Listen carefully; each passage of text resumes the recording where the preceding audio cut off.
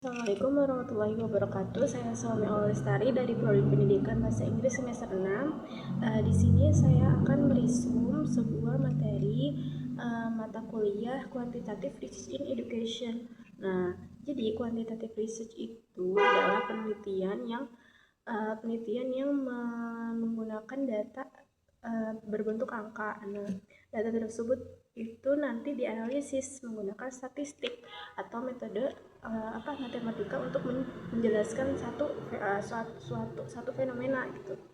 Nah, di sini quantitative research itu ada beberapa jenis desain, itu survei design, kemudian descriptive design, kemudian ada experimental design, ada juga causal comparative design.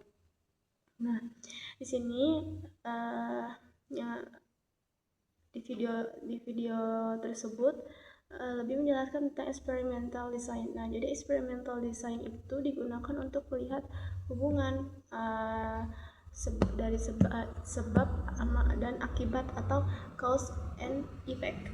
Nah, jadi penelitian ini melakukan eksperimen untuk melihat untuk menguji hipotesis dalam kondisi yang terkendali atau terkontrol. Nah, karena itu control and manipulation of variables mereka tuh sangat penting itu dalam experimental research. Nah, selain itu environment atau tempat penelitian juga perlu perhatikan gitu, misalnya classroom meeting gitu. Nah, di dalam experimental method ini ada beberapa bagian. Yang pertama itu ada partisipan. Nah, jadi partisipan itu adalah orang-orang yang ikut dalam penelitian gitu ya. Mereka bisa dipilih secara random atau non-random. Nah, pembagian grup juga ada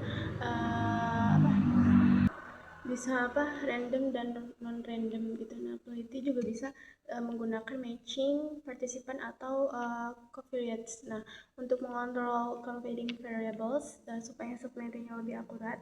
Nah, selain itu peneliti menggunakan power analysis untuk menentukan jumlah sampel yang benar atau yang tepat. Itu ada beberapa hal yang dipertimbangkan, yaitu alpha atau significance level.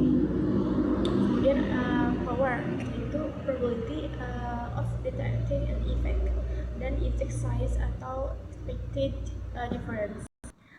Selanjutnya ada variables. Nah, dalam experimental research ini ada dua jenis variable. Yang pertama ada independent variables dan yaitu treatment atau faktor yang dimanipulasi. Nah, kemudian dependent variables itu hasil yang dipengaruhi oleh treatment tersebut gitu. Nah, yang berikut ada instrumentation and materials.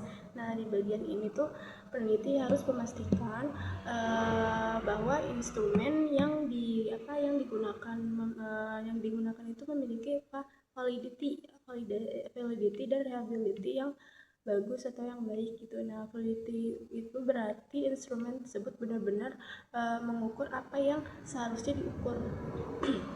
Sedangkan reliability itu berarti hasil pengukurannya konsisten gitu atau stabil. Nah, ketika dilakukan berulang kali dalam kondisi yang sama. Nah, lalu ada hipotesis. Nah, hipotesis itu adalah penjelasan sementara yang masih perlu diuji melalui penelitian lebih lanjut. Nah, biasanya di sini ada dua jenis hipotesis. Yang pertama itu null hipotesis atau HO ya. Kita bisa disebut HO. Nah, dan alternatif hipotesis kita bisa disebut H1. Nah, contohnya ada peneliti dengan judul The Effect of Using interactive e-books on student learning and motivation. Nah, null hypothesis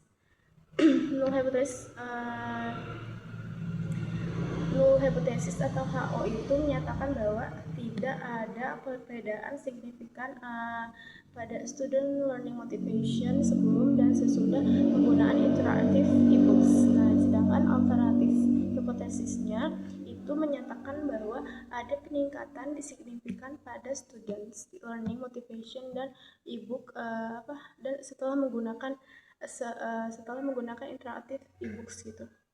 Nah, jadi bisa disimpulkan kalau experimental research itu experimental design itu adalah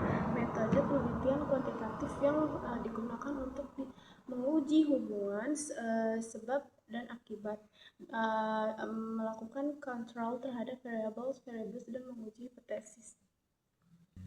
Terima kasih. Wassalamualaikum warahmatullahi wabarakatuh.